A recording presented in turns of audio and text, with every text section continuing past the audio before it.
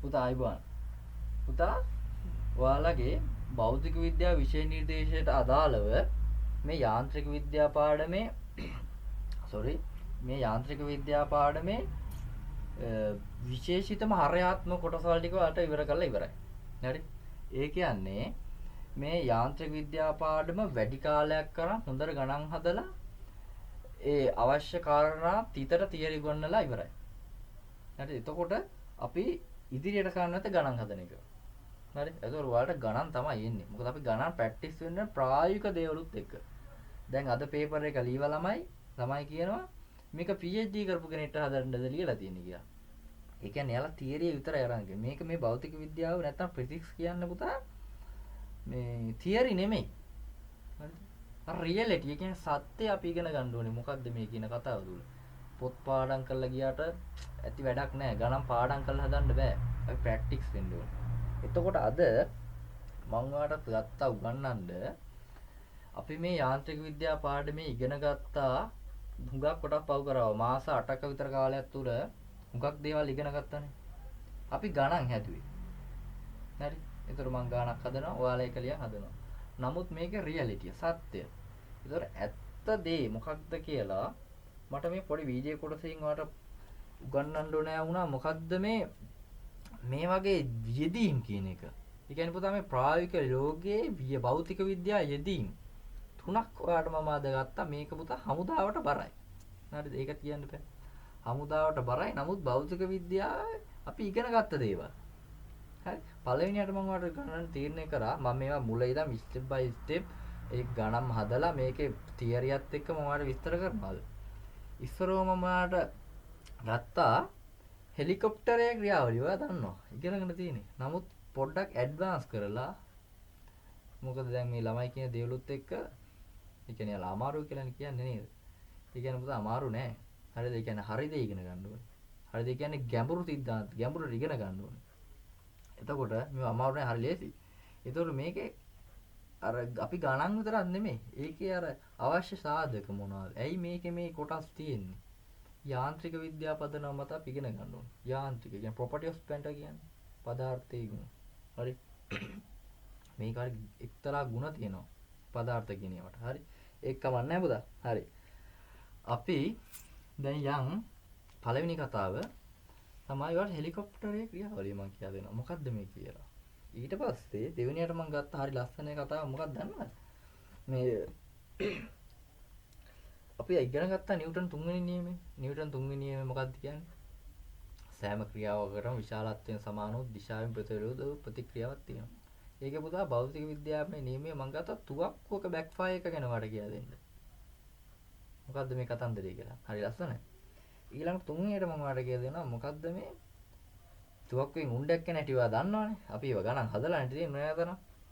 මේකේ මේ අර කියනවා මෙහෙන් ඇදිලා මෙහෙන් ගලවන් යනවා කියනවා. ඒකේ අර මිනිස්සු වචන කියන්නේ දන්නේ නැහැ.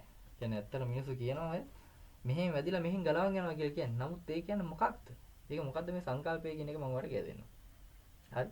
ඉස්සරෝම ඔයාලට හෙලිකොප්ටරයේ ක්‍රියාවලිය මම කියලා දෙන්නම්. ඊට කලින් පුතා ඔයාලට අරගෙන නේද? අපි බර්නෝලි වල ඉගෙන ගත්තා. බර්නෝලි ප්‍රමේය මතක ඇතිනේ. මොකද්ද බර්නෝලි ප්‍රමේය කියන්නේ? දුෂ්ට්‍රාවි නොවන නැත්නම් දුෂ්ට්‍රාවිතා ඝර්ෂණ බල ක්‍රියාත්මක නොවන අසම්පීඩ්‍ය තරලයක අනාකූල ප්‍රවාහයක අනවරත අවස්ථාවේදී පීඩනයේ ඒකක පරිමාවක චාලක ශක්තියේ ඒකක පරිමාවක විභව ශක්තියේ එකතුව කීයද පුතා? කොන්ස්ටන්ට් නියතයක් වෙනවා. හරි. එතකොට ගුවන් යාන ක්‍රියාවලියක් තමයි. අර හෙලිකොප්ටරයේ ක්‍රියාවලිය පොඩ්ඩක් ඇඩ්වාන්ස් උගන්නන්න. මොකද්ද මේ කතන්දරය කියලා සම්පූර්ණයෙන් ගණන් හදලා. හරි. හරි. එතකොට මේ හෙලිකොප්ටරයේ ගුවන් යානයෙන් ගත්තොත් ඔයා දැකලා ඇති හෙලිකොප්ටරයෙන් කට්ටිය වැඩ දානවා නේද පයිලට්ලා. කොහොමද? එක තැන තියෙනවා. හැබැයි ගුවන් යානෙන් ඒවයි කතන්දර පදන්න පුළුවන්ද දැන්? කියන්නේ හෙලිකොප්ටරේ එක තැන කියනවා. එක තැන කරකලා එක තැන තියන් ඉන්නවා නිසලව. නේද? එතකොට දැන් ගුවන් යානෙන් ඒවයි කතන්දර ඒව කරන්න බෑ. ඒක යනවාම තමයි. ඒක මොකද මේ දෙකේ වෙනස මොකද්ද? ගුවන් යානට නිශ්චිත පතයක් තියෙනවා. ඒ පතේ දිග ගිහිල්ලා තමයි මේක ඊළඟට ඉස්සෙන්නේ. හරි. ඒක හෙලිකොප්ටරේ ගත්තාම හෙලිකොප්ටරේ එක තැනම තමයි මේක කරගන්නේ. හරි. එතකොට මේ හෙලිකොප්ටරේ ක්‍රියාවලිය කියලා දෙන්න මම ඔයාලට අඳින්නම් පොඩි සැකිල්ලක්. හෙලිකොප්ටරේ කියන්නේ මොකක්ද කියලා අදහස ගන්න. ඔයා දන්නවා හෙලිකොප්ටරේ බේම් මෙහෙම එකක් තියෙනවනේ. බේම් මෙහෙම හැකිලි කොටසක් තියෙනවා. මේකේ තමයි අර මිනිස්සු අරන් යන්නේ. මිනිස්සු රැගෙන යන්නේ නේ. එතකොට බේම් මෙහෙම පිටිපස්සලක් තියෙනවා කොටසක්. ඒකේ මේ පොඩි වගේ තට්ටක් තියෙනවා. මං කියලා දෙන්නේ ඇයි මේවා මේ යොදන්නේ යෙදී මේයි කියලා. ඊට පස්සේ තව තියෙනවා මේක බිම තියන්න එකක් කොහොම.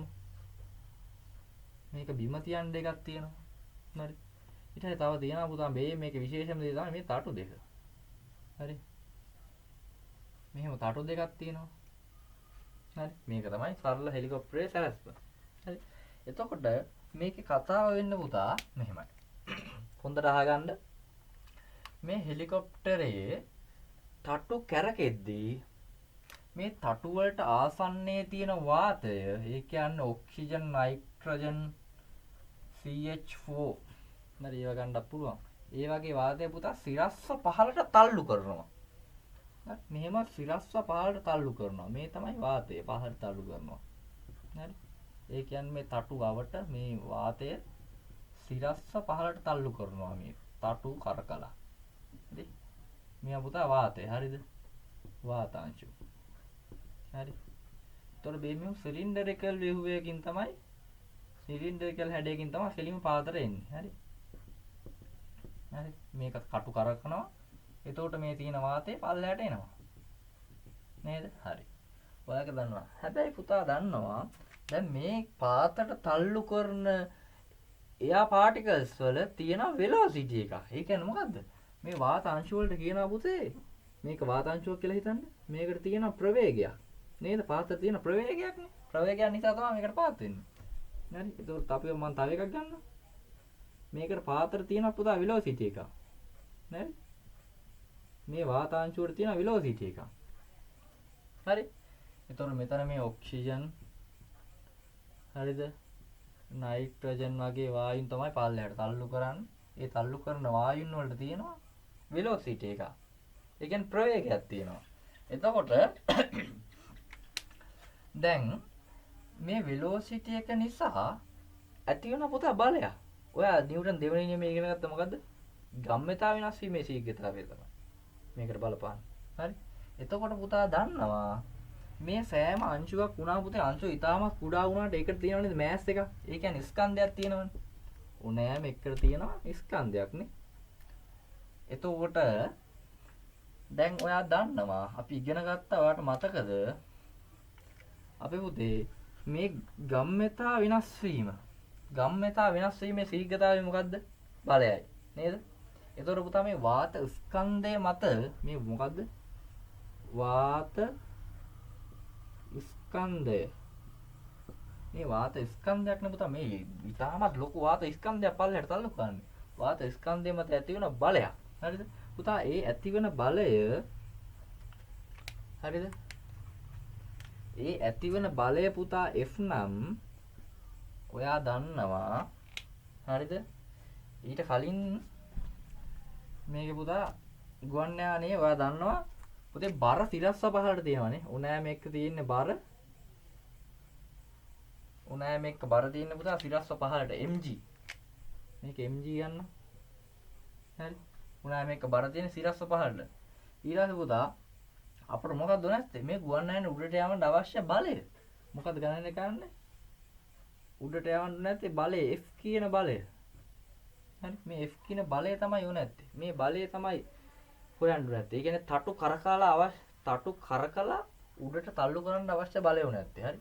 විතර පුතා දැන් දන්නා මේ වාත ස්කන්ධය මත වාත ස්කන්ධය පහතට තල්ලු කරනවා. ඔයා දන්නවා එතකොට මම මෙහෙම සමීකරණයක් තියෙනවා ඔයාලට මතකද බලන්න? F සමානයි mv divide by t minus mu divide by t. හරි. ඔයාලට මතක ඇති. මොකද්ද? ගම්‍යතා වෙනස් වීමේ ශීඝ්‍රතාවය නේ පුතා. එතකොට ඔයා දන්නවා u approximately equal වෙනවා 0 වලට පුතා. ඒ කියන්නේ ආසන්න වශයෙන් u 0 නේ. කියන්නේ initial velocity එක බිඳුවයි. එතකොට ඔයා දන්නවා f සමානයි මේ පදේම බිඳුව වෙනවා m බෙදෙනවා t වලින් v. දැන් මේක මෙහෙම තමයි මේ ලියාගත්තේ. හරි. m බෙදීම t වලක් v. ඔයා දැන් ඉගෙන ගත්තා. මතකද flow rate එක කියන්නේ මොකද්ද පුතා? m බෙදීම t නේ. m බෙදීම t සමානයි a rho v නේ. හරි. ඒ m බෙදීමට සමාන a rho v. හරි. මේක ආදේශ කරමු පුතා. F කියන්නේ F කියන බලය මොකද්ද පුතා? හරි මේක පාතර ඇති වෙන්නේ. මොකද ප්‍රවේගය තියෙන පාතරනේ. velocity එක පාතර තියෙන. ඒතර මේ බලය ඇති වෙන්නේ පාතරනේ. හරි. දැන් ඔයා දන්නවා m බෙදීමට වලට අපි ආදේශ කරන්න පුළුවන් a rho v නේ. හරි තව v එකක් තියෙනවා. හරි. එතකොට දැන් ඔයා දන්නවා v කියපුවා v square කියන්නේ a rho v square. ඒ කියන්නේ පල්ලෙහාට ඇති වෙනවා ගුවන් යානය මත මේ වගේ බලයක්. හරි. එතකොට F කියන බලය මොකද්ද? a rho v වර්ගය. පල්ලෙහාට ඇති වෙන බලය. ඔයා දන්නවා පුතා නිව්ටන් තුන්වෙනි නියමයෙන් මොකක්ද කියන්නේ? Newton third law. third law එකේ මොකක්ද කියන්නේ නිව්ටන්? සෑම ක්‍රියාවකටම විශාලත්වයෙන් සමාන වූ දිශාවන් ප්‍රතිවිරුද්ධ වූ ප්‍රතික්‍රියාවක් තියෙනවා කියලා. ඒ කියන්නේ පුතා උඩහට තියෙන බලය පල්ලෙහාට තියෙන උඩ බලයට සමාන වෙනවා. ඒ කියන්නේ ඒ වගේම බලයක් ඇති වෙන උඩට. එහෙනම් මොකක්ද F කියන බලය උඩට ඇති වෙන බලය? F උඩට ඇති වෙන බලය සමානයි a rho v වර්ගය. හරි? a rho v වර්ගය F කියන බලය. හරි? මේක තව තේරුණා? හරි. ඊළඟ කතාව තමයි පුතා මේකේ. හරිද? මේක මේ නිසලා තියෙන. ඒ කියන්නේ ඔයා තියන එක තැන තියාගන්නවනේ. එක තැන තියාගන්නවා කියන්නේ ඒ කියන්නේ පුතා මේක නිසල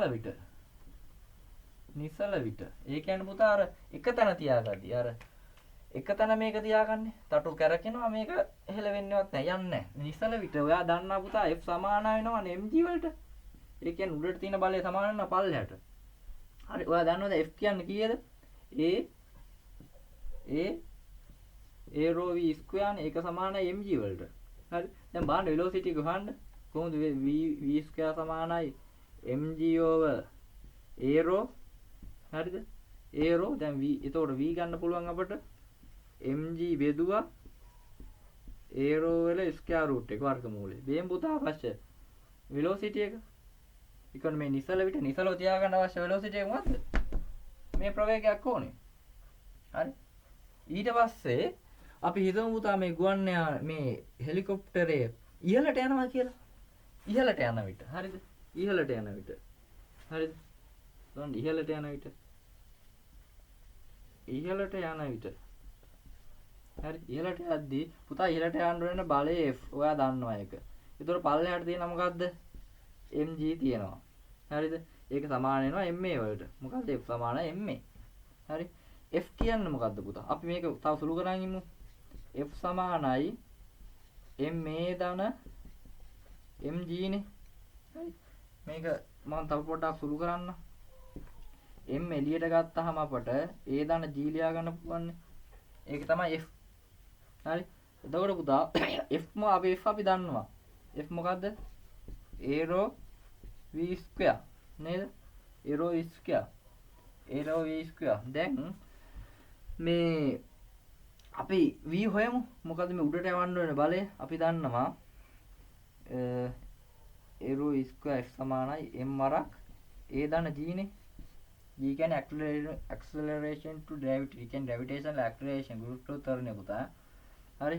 ඊට පස්සේ මේ දැන් අපි v හොයමුකෝ. v කොහොමද හොයන්නේ? m වරක් a ධන g බෙදනවා a rho වලින්.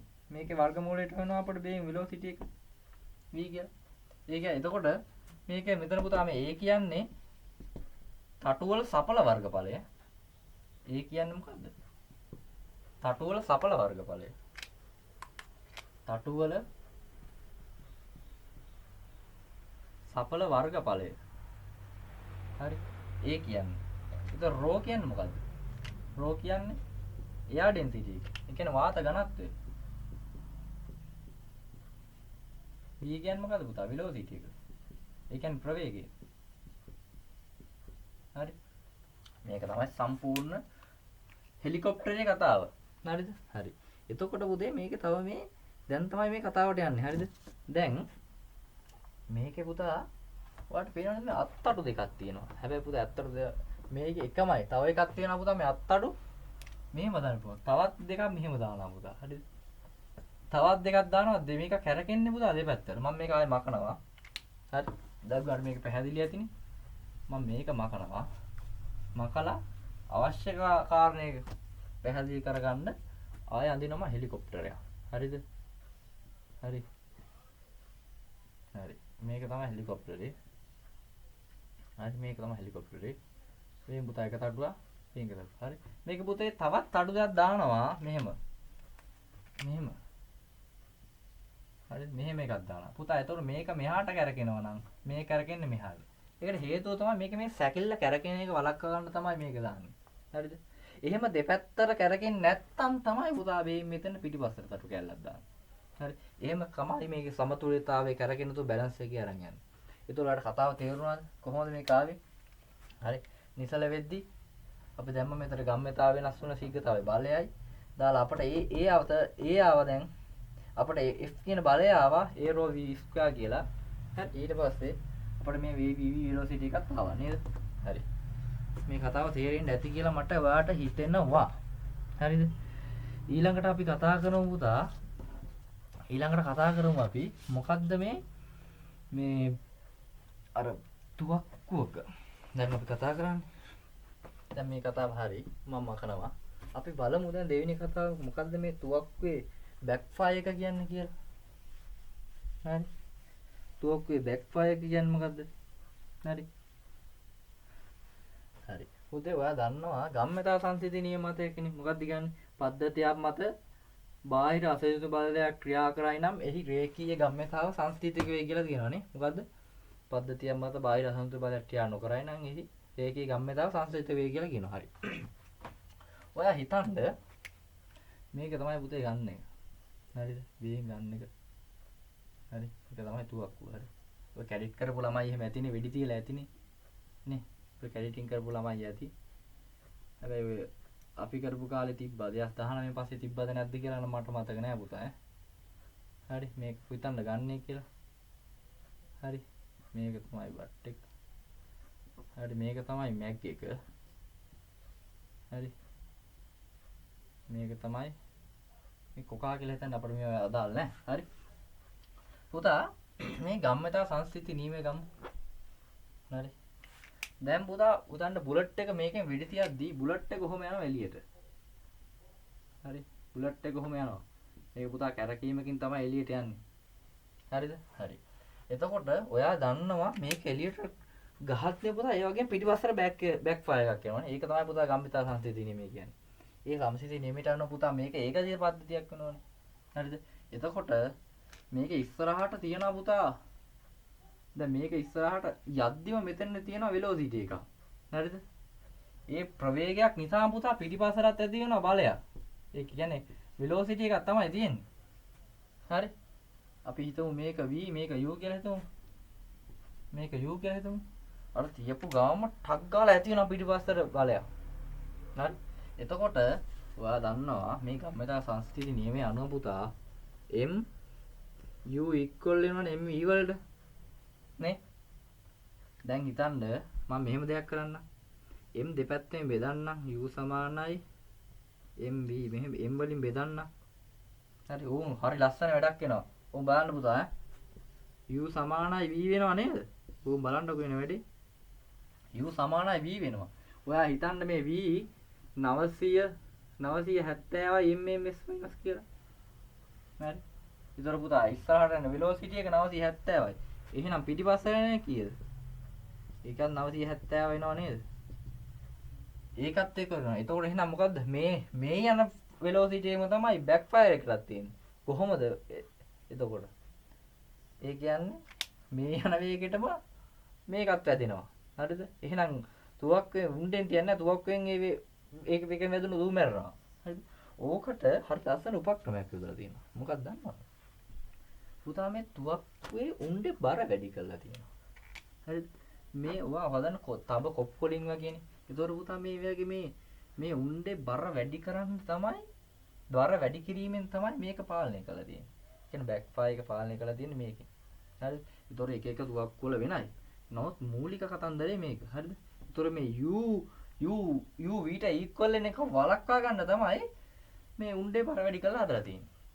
හරි? ඒක තමයි ඔය කතාව. හරි? හරි.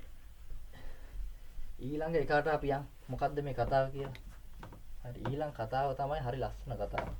හරි. කොහොමද මේ ඉස්සරහින් ඇදලා පිටිපස්සෙන් ගැලවිලා යන්නේ කියලා. හරි. පුතේ මේක තමයි දුවක්කුව. හරි.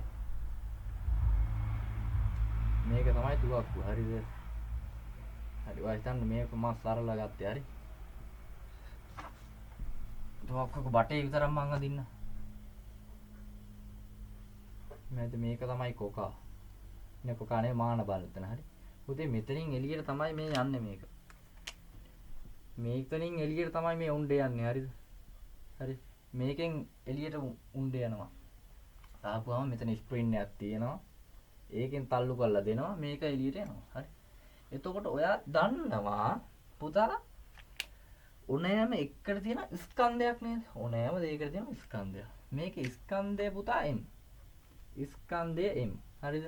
දැන් මේකට ඉස්සරහට තල්ලුවක් දෙනවනේ. මේ තල්ලුවක් දෙන ප්‍රවේගය තමයි V. හරි. හරි. ඊට තව වැඩක් වෙනවා පුතා මේ මොකක්ද දන්නවද? හරි ලස්සන කතාවක්. මේකෙත් දැන් මේක ඉස්සරහට යනවා. ඊට තව එකක් කරනවා පුතා මේක කැරක තමයි යන්නේ. ඒ කියන්නේ මේක කරකනවා මේ ස්ප්‍රින් එකෙන්. ඕංගොම කරකනවා. ඒතරොත් මොකද්ද මේකට තියෙන්නේ පුතා? මේකට තියෙන ඔමේගා. නේද? කෝණික ප්‍රවේගයක් තියෙනව නේද? හරිද? කෝණික ප්‍රවේගයක් තියෙනවා. ඔයාලක දන්නවා. තව දන්නවා අනිත් විශේෂ කාරණේ ඕනෑම වස්තුවක ඕනෑම හැඩයකට තියෙනවා. මොකද්ද? I කියලා අපි කියන්නේ මොකද්ද? ඉනර්ෂා කියන්නේ. අපි කියන්නේ අවස්ථිතිය කියලා. අවස්ථිති ගූර්ණයක් තියෙනවා. ඒතකොට මේ තුවක්කුව ඉස්සරහට යන්න බලපාන සාධක දෙකයි පුතා. මොකද්ද? එකක් රේඛීයක. එකක් මේ ස්කන්ධය සහ ප්‍රවේගය නිසා රේඛීය ගම්ම්‍යතාවයක් ඇති වෙනවා. රේඛීය ගම්ම්‍යතාව. අපි ගම්ම්‍යතාවට කියන්නේ මොමන්ටම් කියලා. හරි. ඒතකොට මේ ගම්ම්‍යතාව P නම් P සමානයි mv නේද රේඛීය ගම්ම්‍යතාව. හරි. තව එකක් තියෙනවා පුතා. මේකේ කැරකීමක් නිසා මේ ඔමේගා තියෙනවා. ඊට තියෙනවා පුතා මේකේ කෝණික ගම්ම්‍යතාවකුත්. කෝණික ගම්ම්‍යතාවය. හරි. ඒතකොට කෝණික ගම්ම්‍යතාවය අපට හොයන්න පුළුවන් පුතා L equal I omega කියන එකෙන්. එතකොට මොකද්ද? මේකට බලපානවා සාධක දෙකක් නේද? හරි. එතකොට මේක මේ මෙහෙම යනවා. උණ්ඩේ ඔහොම යනවා. හරි. උණ්ඩේ පුතා ඔහොම යනවා. හිතන්න මේ රේඛීය මාර්ගයක් යනවා කියලා. ඔය කැයිට් කරපු ළමයි එහෙම දන්නව ඔය. නේද? හරි. එතකොට මේක තමයි පුතා අපි හිතන්න මේක තමයි හිතන්න ටාගට් එක කියලා. මේක මූණක්. හරි. මේක තමයි පුතා ටාගට් එක. හරිද? ටාගට් එකේ පුතා මේක උණ්ඩේ මෙතෙන්නම එනවා. හරි. ඔය හිතන්න. මේ කැරක් වෙන ක්‍රියාවලිය හරහා මේෙන්ම වෙනවා. හරි. මේ මෙද්දි මේ කැරක් තමයි එන්නේ. හරි. හරි. තා පොඩ්ඩක් ලොකුවට මුගේ මූණ අඳින්නම්කෝ. හරි. මෙහෙම තමයි එන්නේ. හරි. පුතා මේක වැද්දුන ගමන් හිතන්න අපි දුවගෙන යද්දි වස්තුවක වැදුනොත් මොකක්ද වෙන්නේ? අපි බ්‍රේක් වෙනවානේ. කියන්නේ අපි එතන එන හිටිනවා. එතන හිටිනවානේ. එම් මෙතන වැදෙද්දී පුතා මේක බේම් මෙහෙම එනවා. මේක බේම් මෙහෙම වදිනවා. හරිද? වදිලා. හරිද? වැදුනා. හැබැයි පුතා මේක මේ කෝණික මේක වැඩි මේ කෝණික ප්‍රවේගය අඩු වෙනවා නේද? කැරකීම තියෙනවා. කැරකීම නිසා පුතා මේක තවත් ඉස්සරහට යනවා. හරිද? ඉස්සරහට යනවා. ඊට පස්සේ පුතා ඇතුළට යන්න මේක තවත් මේක වෙලොසිටි එක අඩු වෙනවා. වෙලොසිටි එක අඩු වෙන්න මේක පුතා පොඩ්ඩක් බේ මෙහෙ පාත් වෙනවා. හරි. ඊට පස්සේ ඒත් කෝණික ගම්ම්‍යතාව අඩු වෙන්නේ මේක මෙහෙම යනවා. හරි. ඒ විතර මේක මෙහෙම ගිහිල්ලා මෙහෙම තමයි කරන්නේ. මේක ෂණ්නික පටස් වෙනවා. ඒකතර තමයි කියන්නේ මේක වැදිලා මෙහෙන් ගලවන් ගියා කියන කතාව මේක. හරිද? ඒතර මොකද්ද මේකේ ප්‍රධානම තුවක්කුව හදලා තියෙන්නේ රේඛීය ගම්ම්‍යතාවයි කෝණික ගම්ම්‍යතාවයි කියන සංකල්ප දෙක පදනම් කරගෙන. හරිද? පදනම් කරගෙන තමයි හදලා තියෙන්නේ. හරි. හරි. මේ කතාවත් හරි. හරි. ඊට පස්සේ මේ පොඩි ගානක් අපි හදලා අපි මේක ඉවර කරු මේක සංකල්පයක් මේක පොඩි ගානක් හදලා. හරි. ඒ ගාන මෙහෙම ලියා ගන්න පුතා. මේ යන්න. ගුවන් යානයක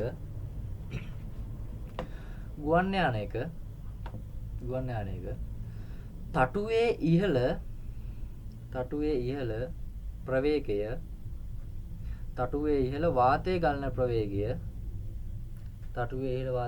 ප්‍රවේගය 200යි ms ඍණ එකද 200යි ms ඍණ එකද මං අදිනවා මේ තටුවක හරස් කඩම් මේ හරි ඒතර වාතය ඔහම ඇවිල්ලා යනවා හරි ඒතර මේ උඩින් යන වෙලොසිටි එක කියනවා කීයද පුතා v1 නම් 200යි ms 200යි ms ඍණ එක හරි හරි ඒකද තටුව පහලින් ගමන් කරන වාතයේ ප්‍රවේගය ඒතර මේ වාතය යටිනුත් යනවා හරි ප්‍රවේගය v2 කියලා v2 150යි ms ඍණ එකද නම් 150යි ms ඍණ එකද නම් වාතයේ ඝනත්වය 1.2 kg m ඍණ 3ද තටුවල සපල වර්ගඵලය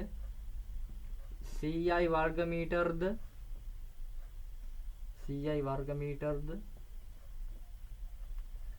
G කියන්නේ පුතා ග්‍රැවිටේෂනල් ඇක්සස් 10යි කියලා ගමුකෝ ගුරුත්ව ත්වරණය 10යිද නම් ගුවන් යානය ඉහළට එසවීමට අවශ්‍ය බලය ගණනය කරන්න. ඒ කියන්නේ පුතා අහන්නේ මේ F අකුර අහන්නේ. F නේ අහන්නේ. හරි. හදන්න බලන්න කොහොමද මේක වෙන්නේ කියලා.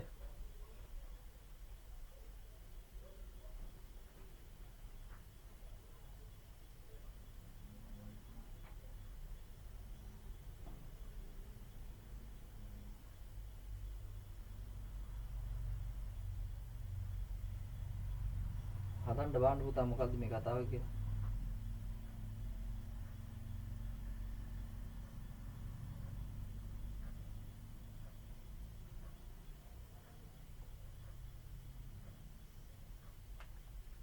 හදන්න බලන්න පොඩි වෙලාවක් දෙන්න.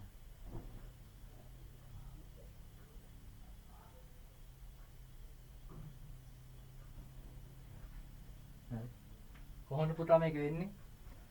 මේ වාතය එනවා තටුව උඩිනුයි පහළිනුයි වාතය ගමන් කරනවා තටුව උඩින් යන වාතය අනවර තනාකුලන එක ලං වෙලා පවතින නිසා තටුව ඉහළදී පුතේ ප්‍රවේගය වැඩි වෙනවා කියන්නේ පුතා මොකද්ද තටුව ඉහළදී v වැඩි වෙනවා නම් p අඩු වෙනවා කියන්නේ ප්‍රවේගය වැඩි වෙද්දී පීඩනය අඩු වෙනවා ඒ වගේම තටුව පහළිනුත් ගමන් කරනවා පුතා වාතය අනවර තනාකුල රේඛා ඒතකොට තටුව පහළදී ප්‍රවේගය අඩු වෙනවා v අඩු වෙනවා එතකොට p වැඩි වෙනවා ඒතර පුතා පීඩන අන්තරයක් තියෙනවා මේක P1 පීඩන අන්තරය නිසා තටුව මත බලයක් ඇති වෙලා ගුවන් යානය ඊට දිදුනවා මේ කොහොමද දාන්නේ පුතා දාන්න තටුව උඩට යටටයි බලනෝලි කොහොමද කියන්නේ P1 දාන භාගයක් ρ v1 වර්ග දාන ρ gh අපි ආදේශ කරන්නේ සමානයි P2 දාන භාගයක් ρ v2 වර්ග නේද අපි පුතා මේ ρ gh වල අයිගන් ආදේශ කරන්නේ ඒකින් දා එක මම ආදේශ කරන්නේ P1 එමයයි භාගයක් ρ කියන්නේ 1.2යි V1 කියන්නේ පොඩි 200 වර්ගය සමානයි P2 ධන භාගයක් ρ කියන්නේ 1.2යි V කියන්නේ 150 වර්ගය නේද පුතා හරි දැන් මෙතන ආපම කීයද 0.6යි හරි මෙතන 0.6යි හරි බලන්න 200 වර්ගය කීයද කියලා දැන් මෙතන P2 දාන 200 වර්ගය කීයද පුතා 200 වර්ගය 4000 නේ හරි 4000 ගුණ කිය 0.6යි එතකොට 400 ගුණ කරන්න 6න් 6 වරක් 0.0 6 අතර 24යි නේ එතකොට කිය 2400යි නේ හරි එතකොට මෙතන 150 වර්ගය කීයද 15 සරක් 15 කීයද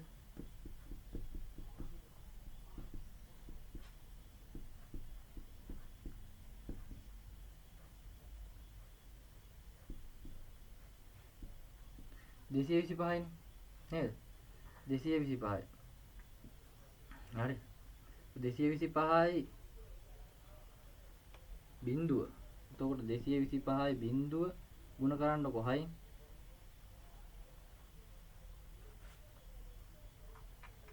225යි බිඳුව වැරදුනාද බිඳුවයි නෑ වැරදුනා ඔය හදන්න ගන්න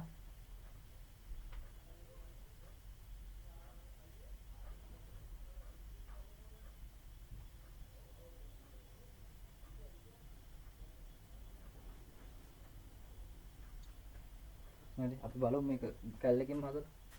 ඔයා කොහොම ගාන හදාන් යන්න.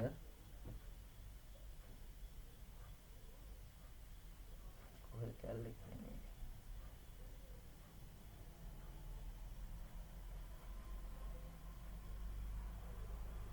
ගාන හදන්න. හරි. මෙතන බලමු පුතා කොහොමද දෙන්නේ කියලා. 200 ගුණ කිරීම 4000 නේ. 4000 ගුණ කරමු 0.6 2400 හරි. හරි. එතකොට මෙතන 100 150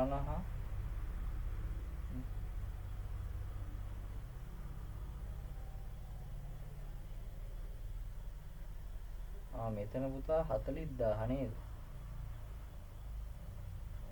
එතන තමයි වැරදුනේ. බලමු මොකක්ද වැරදුනේ කියලා. 40000යි මෙතන. හරි. මම මෙතන කීයද පුතා? 40000යි. හරි. එතකොට එනවා කීයද? 24.3ක්. 24.3ක් එනවා. හරි. එතන මෙතන බලන්න කීයද කියලා දැන්?